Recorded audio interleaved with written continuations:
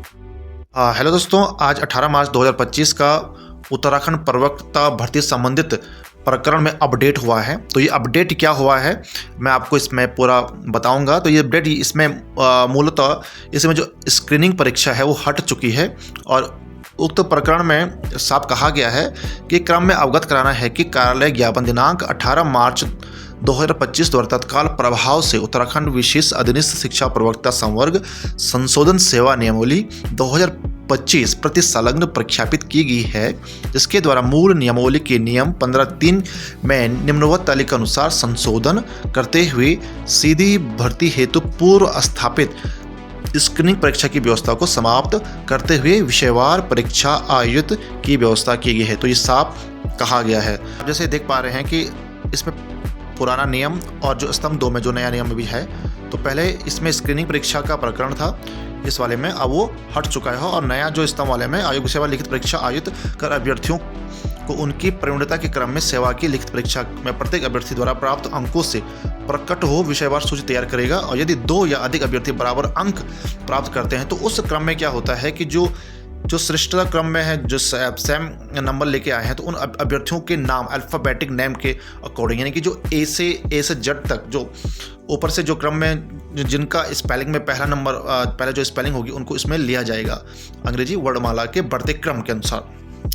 तो और इसमें एक और चीज़ जोड़ी गई है कि जब इसका रिजल्ट घोषित किया जाएगा तो इसमें 25%, जो कि आजकल की जो यूकेएसएससी की जो एलटी की भर्ती निकली थी उसमें काउंसलिंग के दौरान 25% अभ्यर्थियों को बुलाया गया था। ये 25% इसलिए बुलाया जाता है कि इसकी वेटिंग फिर नहीं आ पाती, उन्हीं 25% में से इनको सीधे कॉल लेटर प्रेषित किया जाता है। दोस्तों आगे कहा गया है कि अतः उपरोक्त के दृष्टिगत आपसे अनुरोध है कि कृपया मूल नियमावली में परीक्षा के आयोजन के संबंध में पूर्व औपबंधिक व्यवस्था प्रवृत्त हो जाने के फलस्वरूप प्रस्तावित परीक्षा यथा प्रक्रिया आयोजित कराए जाने हेतु माननीय उत्तराखंड लोक सेवा आयोग हरिद्वार को निर्देशित करने का कष्ट करे। तो उनको निर्देश भी किया गया है और जो सचिव हैं रविनाथ रामन जी।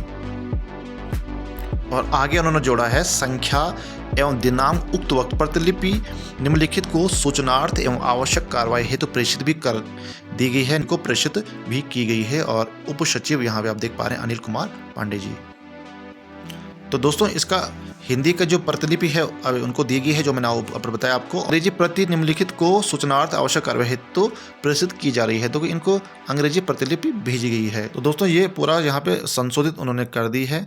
तो अब इसमें स्क्रीनिंग का एग्ज़ाम होने वाला है और इसमें कुछ कला विषय के संबंध में भी कहा गया है कि इसमें भी परिवर्तन हुए हैं।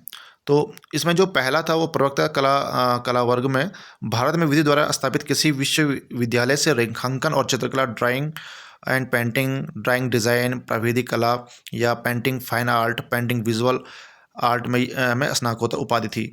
तो 13 प्रवक्ता कला सामान्य शाखा एवं महिला शाखा के लिए ये सारी चीज़ें थी। लेकिन अब स्तंभ 2 में क्या परिवर्तन आया है, भारत में विधि द्वारा स्थापित किसी विश्वविद्यालय से रेखांकन, चित्रकला, drawing and painting, drawing design, प्राविधिक कला, painting fine art, painting visual art में स्नातकोत्तर उपाधि।